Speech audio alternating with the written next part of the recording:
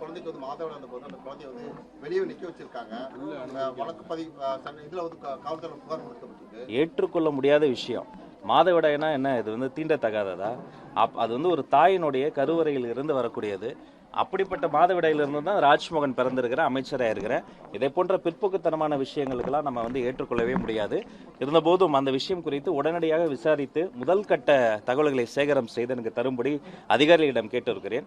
அதனால் தமிழ்நாடு முழுக்க இருக்கக்கூடிய அரசு மற்றும் தனியார் பள்ளி நிறுவனங்களில் எந்த இடத்துலையும் எங்களுடைய மாணவிகளுக்கு இந்த மாதவிடாய் சார்ந்து இதை போன்ற நேரடியாகவோ மறைமுகமாகவோ எந்த அழுத்தங்களும் தரக்கூடாது என்பதையும் கேட்டுக்கொள்கிறேன். அவர்களுக்கு சேஃபான, அவர்களுக்கு ஒரு ஒரு கம்ஃபர்டான என்விரான்மெண்ட்டை உருவாக்க வேண்டும் என்று நம்முடைய கல்வி நிறுவனங்களில் வேலை செய்து கொண்டிருக்கிற ஆசிரியர் பெருமக்களையும் நான் கேட்டுக்கொள்கிறேன்.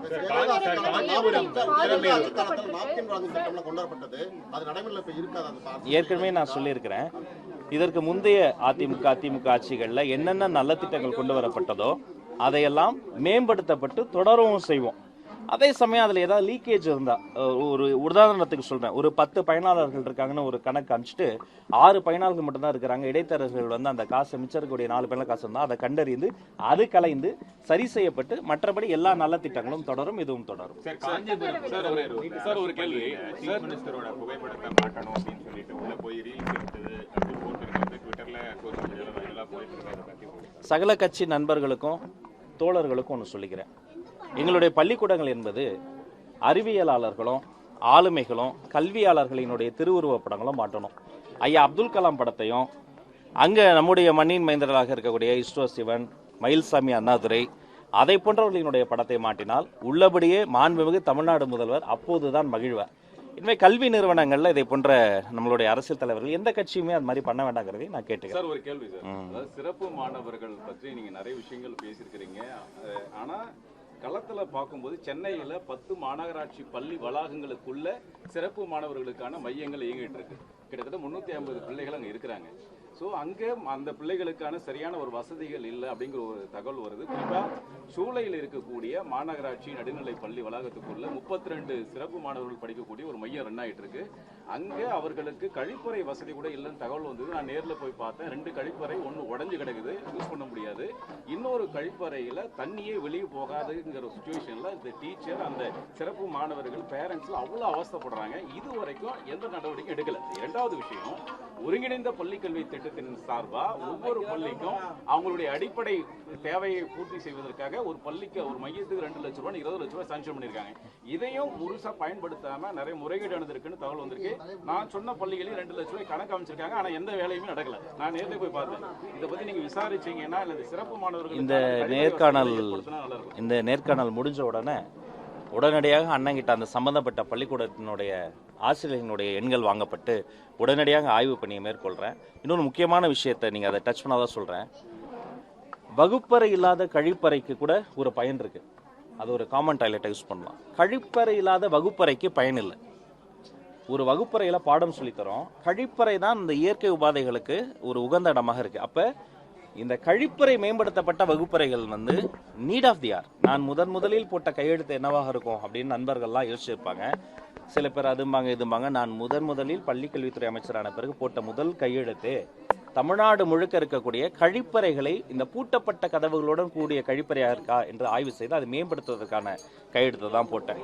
அதனால் இது ஒரு விஷயம் நம்ம பண்ணிடுறோம், அலாட் பண்ணிடுறோம். நீங்கள் சொன்ன மாதிரி அதுக்கான ஃபண்டு வந்துடுது.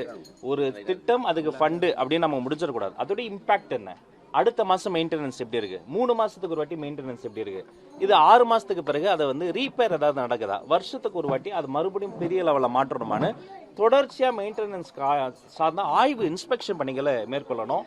டிஇஓ, சிஇஓ இவர்கள் எல்லாம் வந்து நான் அது மாதிரிலாம் போய் ஃபெசிலிட்டேட் பண்ணி கொடுங்க. சின்ன பிரச்சனைனா நீங்களே கூட சரி பண்ணி கொடுக்கலாமே என்று நான் ஏற்கனவே சொல்லியிருக்கிறேன். அந்த இடத்திற்கு ஆய்வு பணிகளையும் நான் மேற்கொள்கிறேன். தயவுசெய்து வகுப்பறை எந்த அளவுக்கு முக்கியமோ கழிப்பறையும் அதே அளவுக்கு முக்கியம். எம்பி ஃபண்டு, எம்எல்ஏ ஃபண்டு, அதில் கூட அந்த சம்பந்தப்பட்ட பிரதிநிதிகளும் சரி பண்ணி தரலாம். இது கார்பரேஷன் ஸ்கூலுங்கிறதால அவர்கள்கிட்டையும் ஒரு பேசி, ஒருங்கிணைந்த பள்ளிக்கூடங்கள் அவங்ககிட்டையும் பேசி, அவங்ககிட்டையும் பேசி ஃபண்டு கொடுக்கறதால மட்டுமே வெறும் ஓனர்ஷிப் பண்ண கிடையாது, இது கொலாபரேட்டிவாக பண்ண வேண்டிய விஷயம். நிறைய ஆய்வுகளை வந்து நான் வந்து மேற்கொள்ள வந்து உத்தரவு. இன்னும் பெரும்பாலான பள்ளிகளில் இன்னும் மாணவர்களை வைத்து தான் இந்த கழிவறையாக இருக்கட்டும் டேங்க் அதை வந்து கிளீன் பண்றதுக்கான பணிகளை வைக்கிறாங்க. பல வைரலா வீடியோக்களும் வந்து டாலரேட்டே பண்ண முடியாதுங்க. செங்கல்பட்டை தாண்டி இருக்கக்கூடிய பல அவுட்ஸ்கட்ஸ் ஆஃப் சென்னையில் வந்து இது அங்கொன்றும் இங்கொன்றுமாக நடப்பதாக எனக்கே தகவல்கள் வருது. மோஸ்ட்லி சிட்டியை விட அவுட்ஸ்கட்ஸ் ஆஃப் சிட்டிஸில் வந்து இது மாதிரிலாம் நடக்குது. அவங்க இந்த கல்வி சாலைக்கு வரும்போது இது யாருடைய வகுப்பறை, யாருடைய பள்ளிக்கூடம் நினச்சிக்கிட்டு இருக்கீங்க நீங்கள்? வந்து இந்த வகுப்பறை, இந்த பள்ளிக்கூடம் எல்லாமே அந்த ஸ்டூடெண்ட்டோடது. அந்த ஸ்டூடெண்ட்டோடைய ஸ்கூலில், அந்த ஸ்டூடெண்ட்டோடைய வகுப்பறையில், அந்த ஸ்டூடெண்ட்டோடைய கேம்பஸ்குள்ளார தான் நீங்கள் ஃபெசிலிட்டேர்ஸாக உள்ள இருக்கணும், நான் உட்பட. அப்போ அவங்கள ஏதோ நீங்கள் வந்து இது மாதிரி அடிமை மாதிரிலாம் ட்ரீட் பண்ணுறது கிடையாது. இப்போ மாரல் சயின்ஸுங்கிறது வேற. இது வந்து கொஞ்சம் கூட எத்திக்ஸே இல்லாமல், அது யாராக இருந்தாலும் அது விருப்பப்பட்டோ விருப்பம் இல்லாமையோ இது சிறு உதவி தெரிஞ்சு அதெல்லாம் எதுவுமே இது வந்து டாலரேட் பண்ணவே முடியாது. தயவு செய்து அது மாதிரி எங்கேயாவது இருந்தால் இதோட நிறுத்திக்கங்க. மேலும் இது மாதிரி புகார்கள் இருந்தால் அந்த சம்பந்தப்பட்ட நிறுவனங்கள் மீது கடுமையான நடவடிக்கை எடுக்கும் என்பதையும் தெரிவித்துக் கொள்கிறேன். இவங்க கேட்டு அதிகமாக இருக்குன்னு தொடர்ச்சியாக குற்றச்சாட்டு வருது. பெற்றோர்களால் அது வந்து ஏற்றுக்கொள்ள முடியாத ஒரு அளவில் இருக்கு. மெட்ரிகுலேஷன் சிபிஎஸ்இ ஏற்கனவே அந்த கல்வி கட்டணம் தொடர்பாக அந்த அறிவிப்புகளை வந்து பள்ளி வளாகத்தில் வைக்கணும்னு நீங்க சொல்லியிருந்தீங்க. பல பள்ளிகள் அதை பார்க்கவே முடியாது. ஆய்வு பண்றது ஏதாவது குழு அமைக்கணும். ஏற்கனவே இப்போ ஒரு 2 வாரம் முன்னாடி விரிவா அது மாதிரி கூட்டம் போட்டு அவங்களுக்கு முதல் முறையாக வரலாற்றிலேயே முதல் முறையாக சிங்கிள் விண்டோ சிஸ்டமில் எல்லாத்தையும் ஆன்லைனில் பண்ணி கொடுத்துரும். இனி இடைத்தரகர்கள் கிடையாது, கல்வி தரகர்கள் கிடையாது, ரெனோவலுக்கு என்ஓசிக்கோ முறைகேடாக யாருக்கும் லஞ்சம் லாவணி கொடுக்க வேண்டியது கிடையாது. பதிலுக்கு நான் என்ன கேட்டேன், கொஞ்சம் ஃபீஸை குறைங்க, டிரான்ஸ்பரண்ட்டாக போடுங்கன்னு சொன்னேன். சரி, உடனே பண்ணலனாலையும் கொஞ்சம் கொஞ்சமாக இது எல்லாரையும் பண்ணுங்க நான் கேட்டுக்கிட்டேன். இதை மீண்டும் வலியுறுத்துகிறேன். இப்படி நீங்கள் வந்து பண்ணி கொடுக்கறதின் மூலமாக எங்களுக்கு வந்து ஸ்டூடெண்ட்ஸ் சேர மாட்டாங்க, அந்த ப்ராப்ளம் ஒன்றுமே கிடையாது. இன்னும் சொல்லப்போனால் இந்த வெளிப்படைத்தன்மை வந்து உங்கள் மீதான மதிப்பையும் மரியாதையும் கூட்டும். சில பள்ளிக்கூடங்கள் போட்டிருக்கிறாங்க, போட்டுட்டு எனக்கு வீடியோஸில் எடுத்து அனுப்புனாங்க, காணொலிகள் அனுப்பியிருக்கிறாங்க, கேட்பொலிகள் அனுப்பியிருக்கிறாங்க. அதெல்லாம் கூட தொகுத்து நான் வந்து திரும்ப போடுறேன். அதெல்லாம் பார்த்தாது இன்னும் கொஞ்சம் மோட்டிவேட் ஆகி அவங்க அதெல்லாம் பண்ணுவாங்க. பண்ணிவிட்டு நீங்களே ஒரு வீடியோ எடுத்து போடுங்க, நாங்கள் வந்து இந்த மாதிரி ஃபீஸ் குறைச்சிடுறோம், ஒரு 5000 ரூபாய் இருக்கட்டும், குறைங்களேன். இந்த 5000 ரூபாய் எத்தனை வீட்டில் வந்து அந்த ப்ரொவிஷன்ஸ் வந்து பார்த்துருவாங்க. நீங்கள் வந்து ஒரு டிரான்ஸ்பரண்டாக ஒரு சின்ன ஸ்கூலாக கூட இருக்கட்டும், நீங்கள் டிரான்ஸ்பரண்டாக போட்டால் ஒரு செல்ஃபி வீடியோ எடுத்து போடுங்களேன். எனக்கு அந்த மாதிரி வீடியோஸ்லாம் எடுத்து நீங்கள் போடுங்க, அதை ஆவணப்படி. எனக்கு சில வீடியோஸ் வந்திருக்கு, அதை நான் விரைவில் வெளியிடுறேன். மீதி யாரெல்லாம் எந்த ஸ்கூலாம் அப்படி போடலையோ ப்ளீஸ் அதை போடுங்க, நான் வந்து இன்சிஸ்ட் பண்ணுறேன்.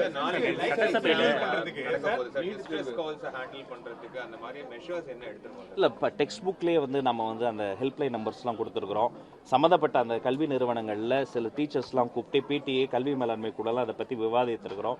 அப்புறம் என்ன ஒரு கிரைசிஸ் வந்தாலும் வருவதற்கு முன்பே நம்ம தடுப்பதற்கான பல விஷயங்களை பண்ணியிருந்தாலும் கூடவே கிரைசிஸ் வரும்போது அந்த decision making, response time, quick response டைமாக இருக்கும்.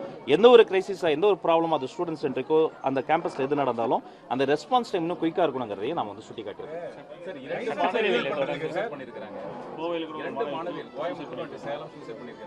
இந்த பிரச்சனைக்கு நீட் வேண்டாங்கிறது நம்மளுடைய ஸ்டாண்டா இருக்கு.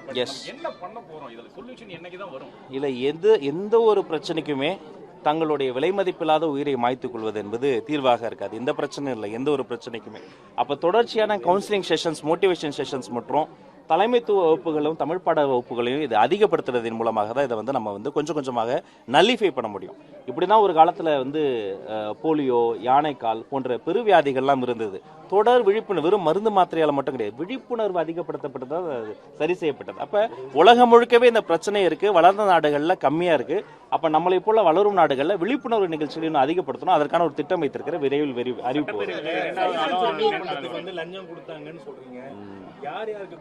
அவங்க தான் சொல்லணும். அமைக்கலாம். என்கிட்ட முன் வந்து அனானிமஸா இல்லாம வித் நேம் அண்ட் டீடைல்ஸோட கொடுத்தா கண்டிப்பா குழு அமைத்து அவங்க மீது கடுமையான நடவடிக்கை இருக்கும்.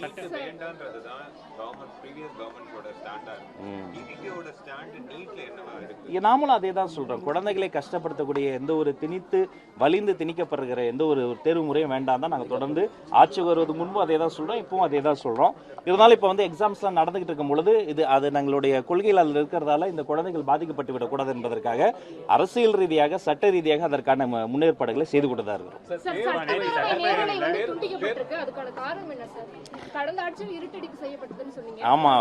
ஆமா, நான் தான் சொன்னேன், எல்லாரும் என் வீடியோவே எடுத்து போட்டு எல்லா சேனல்லையும் எல்லாம் இது பண்ணிக்கிட்டு இருந்தீங்க. நான் உண்மையே சொல்றேன், நேரலை போய் கொண்டு இருக்கின்ற நம்பிக்கையில் தான் நானும் உள்ள ரொம்ப நேரம் பேசிக்கிட்டு இருந்தேன்.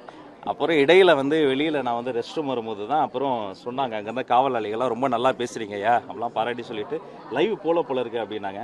அப்புறம் நான் போய் உள்ள விசாரித்து வந்து நான் ஏற்கனவே சொன்னது தான், இது வந்து டெமோக்ரஸியில் வந்து இதை போன்ற சட்டமன்ற நிகழ்வுகள்லாம் நேரலையில் தொடர வேண்டும் என்பதுதான் நிலைப்பாடு.